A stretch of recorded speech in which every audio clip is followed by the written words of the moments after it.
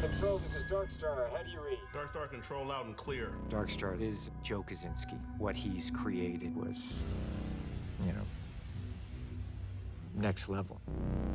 So Darkstar is conceived as a hypersonic aircraft, which means it's capable of going 10 times the speed of sound. When you see Maverick in it, you look like you're in a science fiction movie. It's so cool. One last ride. I thought how incredible it would be to partner up with Skunk Works, a division of Lockheed, and design an aircraft for Maverick to be testing at the beginning of this movie.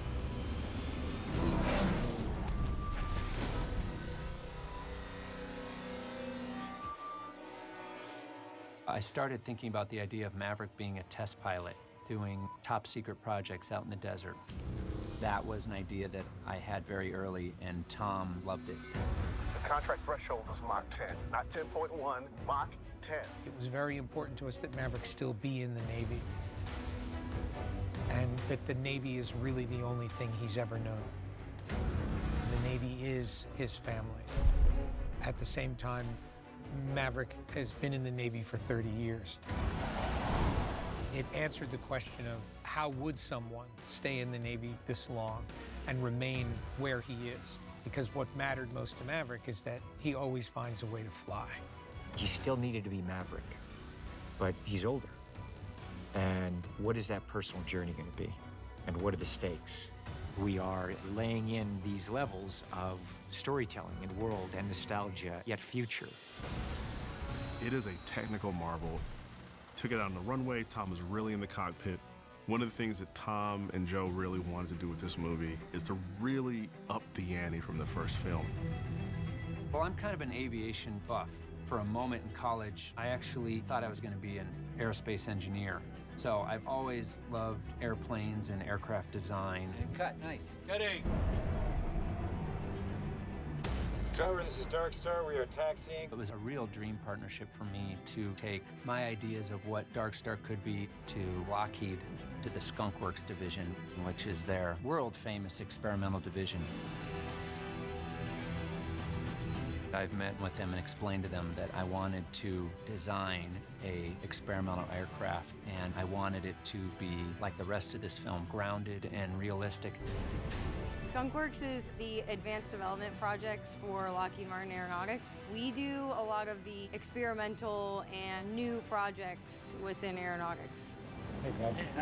What's exciting to us is that the filmmakers elected to come and see us about designing for them an aircraft specifically for this script. And it was an exciting opportunity for us to actually design in the open for an outcome that would be seen by the public. Skunk Works developed the SR-71. The SR-71, also called Blackbird, is still the most advanced and most outrageous aircraft ever designed. It flies about Mach 3. Now, what we designed here is our imagination of the successor of that plane. This aircraft is designed to reach speeds of Mach 10. Well, Mach 10, let's give Mach 10. Mach 10. Mach 10 is over 7,600 miles per hour, which means you could get from Los Angeles to New York in about 19 minutes. A lot of things can happen at this speed, and to many of us, the physics of that velocity is hard to understand. Skunk Works has run our 3D models through proprietary software that tests heat signatures as it's moving through the air to get the aircraft to look like it's a believable platform to fly. Stealth is to be invisible for the enemy, so you can achieve that with various tactics. Our stealth on a plane like this is speed, which means Mach 10 is currently a velocity that is impossible to intercept with another aircraft or with any other weapon systems. For the main design, a lot of it came from Skunk Works, was really the engine design and the shape of the plane. It has an arc in it. It's just for its lift at high speeds, and it just has a massive amount of thrust.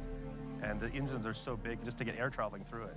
One interesting bit is visibility. If you make a film, you obviously want to see the actor a lot. However, you cannot have a conventional cockpit on a jet like that. There hasn't been a material yet that you can look through that can take that Mach 10 heat. So if you look closer at our jet, it only has windows on the side. You cannot look straight, which is extraordinarily unusual. But we needed to make sure that certain camera angles still worked for Joe and Tom.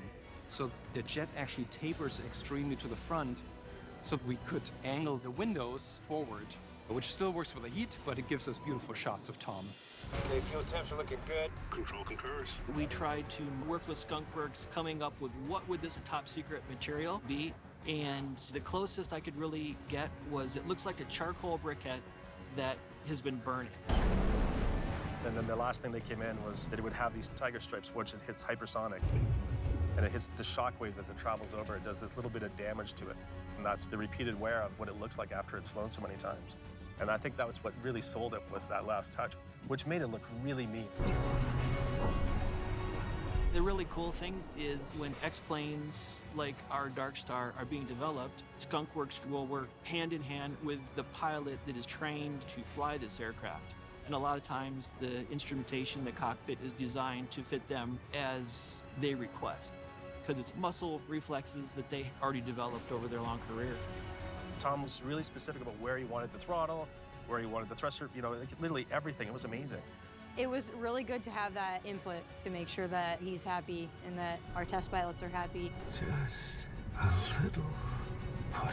Pilots are extremely important in helping us make sure that we have a very effective human-machine interface to be able to operate where both are pushing the limits of what we're capable of doing. Right now we're located at the Navy base in China Lake. They've graciously loaned us this almost top secret hangar. China Lake is a secret test facility out in the desert where there are a lot of projects going on outside of the public view. And I was like, wow, that would be a great location for Darkstar. After a lot of back and forth, we ended up being able to shoot there, which is amazing because it's just a place that I know for sure you've never seen on film before. We wanted that moment in the Darkstar flight. You just feel not only command of flight, Come on! but the beauty of flight. He's the fastest man alive.